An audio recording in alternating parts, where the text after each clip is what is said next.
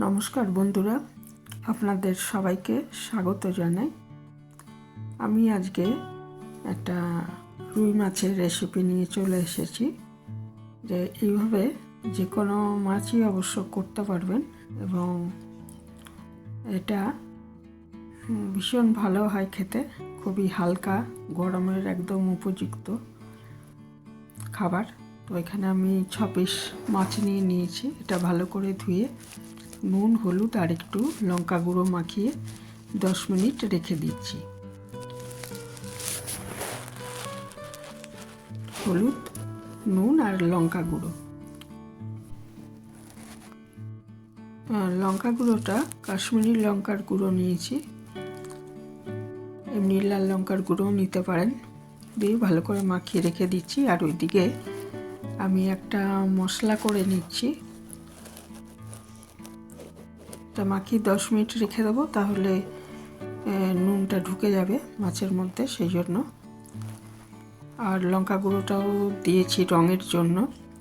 আর হলুদ তো আমরা দিই, নুনের সাথে হলুদ মাখিয়ে রাখি মাছ ভাজার আগে। তো এগুলো মাখিয়ে রেখে দিলাম। আর একটা শুকনো খোলায় ভেজে একটা মশলা করে নেব। সেটা হচ্ছে 1 চামচ ধনে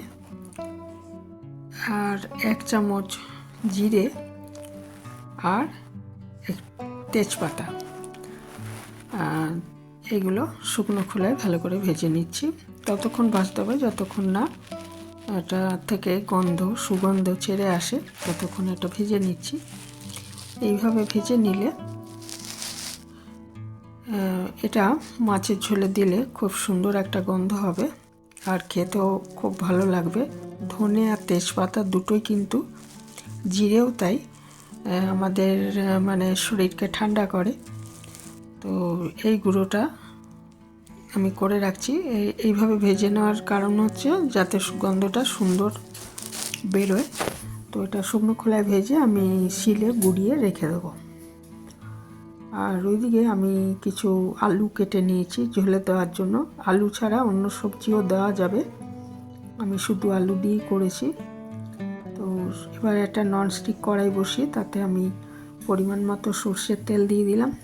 অবশ্যই সর্ষের তেলেই রান্নাটা করবেন। দিয়ে দিয়েছি একটু নুন, তাতে করে মাছটা ভাজার সময় কম ছিটাবে আর কি, সেই জন্য একটু নুন দিয়ে দিলাম এর মধ্যে। তারপর তেলটা ভালো মতো গরম হয়ে গেলে এতে আস্তে আস্তে আমি মাছগুলো 2 পিঠ খুব ভালো করে ভেজে নিচ্ছি।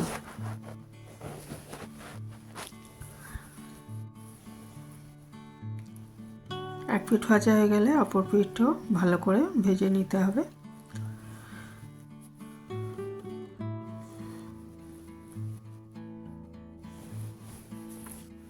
ভাজার পর উল্টে দিচ্ছি মাছগুলোকে।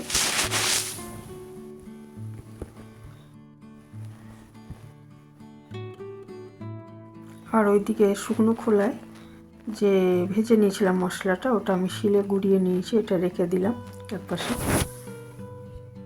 মাছগুলো সব ভেজে নিচ্ছি। আর আলুও আমি কেটে ধুয়ে নিয়েছি। মাছগুলো সব ভাজা হয়ে গেলে ওই কড়াইতে আরও একটু তেল দিয়ে আমি আলুগুলোকে আগে ভেজে নিচ্ছি।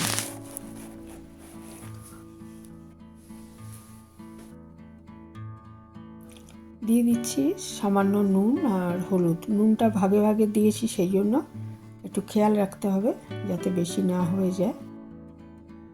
নুন হলুদ দিয়ে আলুটা খুব ভালো মতো ভেজে নিচ্ছি।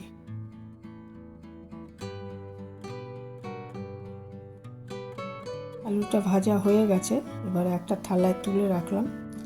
তারপর ওইখানে ওই তেলের মধ্যে আমি ফোড়ন দিচ্ছি তেজপাতা, কালো জিরে 1/2 চামচ মতো এবং একটা শুকনো লঙ্কা। এগুলোকে একটু ভেজে নিচ্ছি। ভাজা গন্ধ ছেড়ে গেলে এখানে একটা আমি মাঝারি সাইজের পেঁয়াজ কেটে রেখেছিলাম সরু সরু করে, সেই পেঁয়াজটা এর মধ্যে দিয়ে দিলাম। দিয়ে খুব ভালো মতো ভেজে নেবো এটা।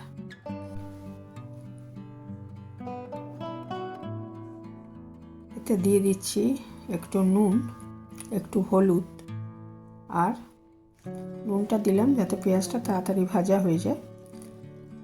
আর দেব না, আমি ভাগে ভাগে নুন যা দেওয়ার দিয়ে দিয়েছি। আর দিয়ে দিলাম 2-3টে কাঁচা লঙ্কা, একটু চিড়ে 3টে কাঁচা লঙ্কা দিয়ে দিলাম, একটু চিড়ে দিয়েছি।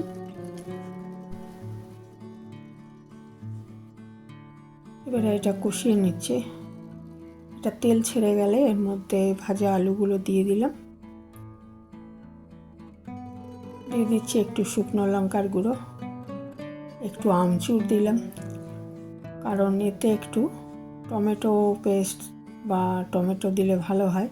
আমি যেহেতু টমেটো ব্যবহার করব না, ওই জন্য আমি আমচুর ব্যবহার করেছি রান্নাটা।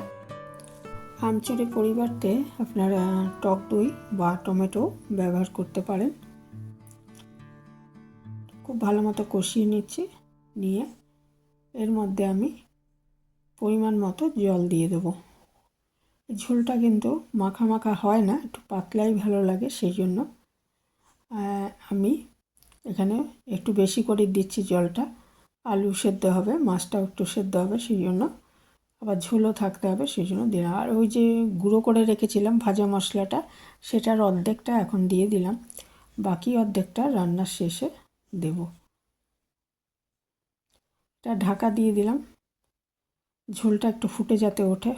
একটু ফুটে উঠলে আমি এর মধ্যে ভাজা মাছগুলো দিয়ে দেব। দিয়ে আরও মিনিট 6 রান্না করে নেব, তাহলেই মাছও সেদ্ধ হয়ে যাবে এবং আলু তো সেদ্ধ হয়েই গেছে প্রায়। মিনিট 6 রান্না করে নিচ্ছি ঢাকা দিয়ে, 5-6 মিনিট। মিনিট 6 পরে দেখুন ঢাকাটা খুলে দিয়েছি। ঝোলের কালার দেখলেই বোঝা যাচ্ছে এটা তৈরি হয়ে গেছে একদম। এতে আমি বাকি ভাজা মশলাটা দিয়ে দিলাম, আর ধনেপাতাটাও দিয়ে, কিছুটা ধনেপাতা দিয়ে দিলাম। ধনেপাতাগুলো আমার গাছের ধনেপাতা, এরা এখনও মানে ধনেপাতা খাচ্ছি ছাদ বাগানে। তো দিয়ে সব দিয়ে আমি আবার ঢাকা দিয়ে এটা রেখে দেব 2 মিনিট, তাহলে এটা পরিবেশনের জন্য রেডি হয়ে যাবে। গরম ভাতে এটা খুবই ভালো লাগে। তো যে কোনো মাছই এইভাবে করলে কিন্তু খুব ভালো লাগবে খেতে, বিশেষ করে গরমকালে এরকম পাতলা মাছের ঝোল খুবই ভালো লাগে। তো এখানেই শেষ করছি। ভালো থাকবেন সবাই। নতুন বন্ধু কেউ এসে থাকলে চ্যানেলটা সাবস্ক্রাইব করার অনুরোধ রইল, আর পুরনো বন্ধুদের অনেক ধন্যবাদ জানাই।